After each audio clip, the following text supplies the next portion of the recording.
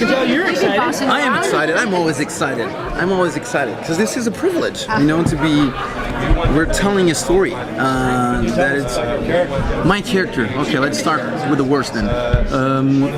My character, he's the man. Okay, let's say that. Some people say that he's the devil, and when I say some people, is like the fact that he's the devil is more of our perspective of what we're using from the Book of Revelation. So what we know he might represent, but the fact that his name is, or what if there's any name, he's the man, and why? He can't use any special abilities.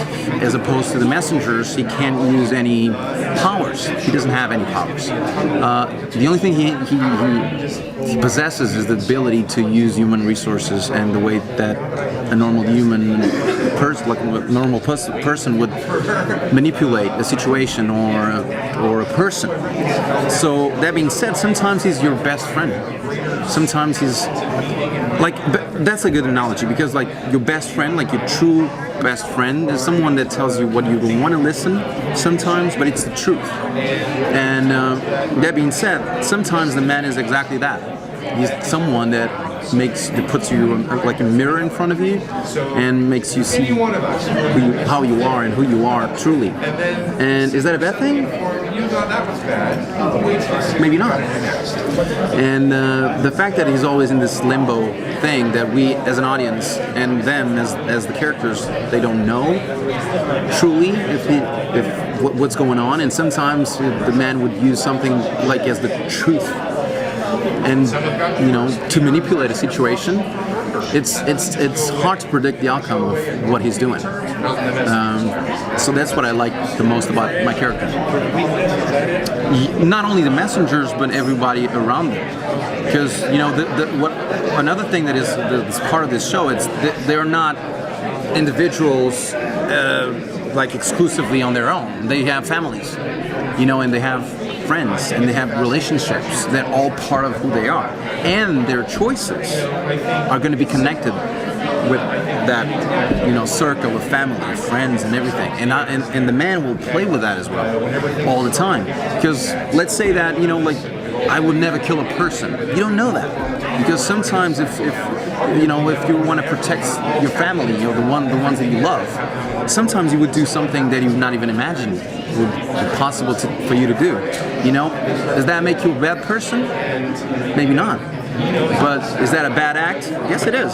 So, what I like the most about this show is that, you know, you never know what the way that I like to describe the show is that there's no good or bad, there's no wrong or right. There are only circumstances, and the way that they're going to be presented and the outcome of them are basically the whole show. Do you arrive ahead of the messengers or after the messengers? I'm sorry?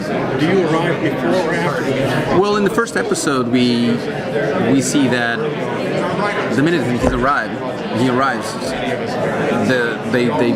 the messengers are being anointed. But there's a lot of stuff that we're gonna know down the line about their past and his past. They're completely connected.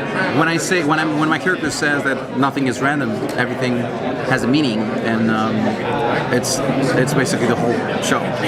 It's the concept of the whole show. I see you wearing a Captain America shirt. Ba-boom! I'm a truly fan. That's what I want to know. As a kid, oh yeah, I'm a comic geek.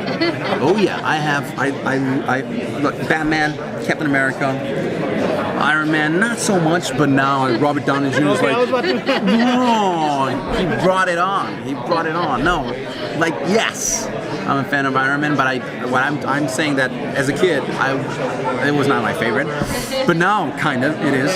But Captain America was always I love the shield and the fact that he doesn't have like a special power besides his strength and, you know, his will, and like Batman. So yes, I was. And I'm a geek of video games. I'm totally into video games as well.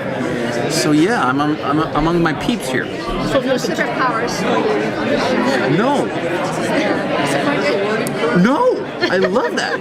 That's what I love the most about my character. Because, you know, if it wouldn't be fair if he would use, if we're talking about the human condition and our perspective of good and and bad and wrong, and it wouldn't be fair if he uses some sort of magic ability to control anything. It would be just another show, to be honest with you. And the fact that he doesn't have that, and the way he gets out of the situations, and the way he manipulates when you think there's nothing going on, it's amazing. I was gonna say that like manipulation is, I mean, Lucifer is considered the ultimate manipulator. Yeah. So basically, I mean, that in itself could be a power, It is a power. So yeah. But it's an understandable power. It's a power that we can recognize as being among us, every single day, and that's what I like. So our perspective of evil is not the guy with with the horns and like ah, ha, ha, ha.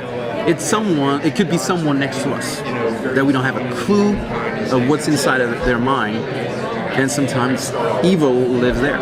You know what I mean? So it's like it's something that you can watch and believe. Some of the situations, like mainly all of them, it's like I buy that. I was like, yeah, someone can do this, and he doesn't need to be the devil. So what does it feel like? You played Jesus before. What does it feel like being in the opposite end of the spectrum for that? Look, it's just mind-blowing. As an actor, it's like you couldn't ask for more.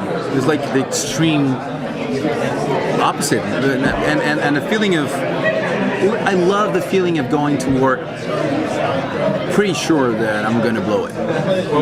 Pretty sure that I will be way out of my comfort zone. And somehow I have to make it work, and I have to survive that, and I have to come up with something creative. It's what it drives. I mean, it's my main focus all the time. It's like it's what my passion is since I was 15 when I started acting. What's your character's weakness? What's his kryptonite? You basically say you touching the subject of the last episode of the whole season. So let's say that if I say one word to you, I will be fired right now at WonderCon.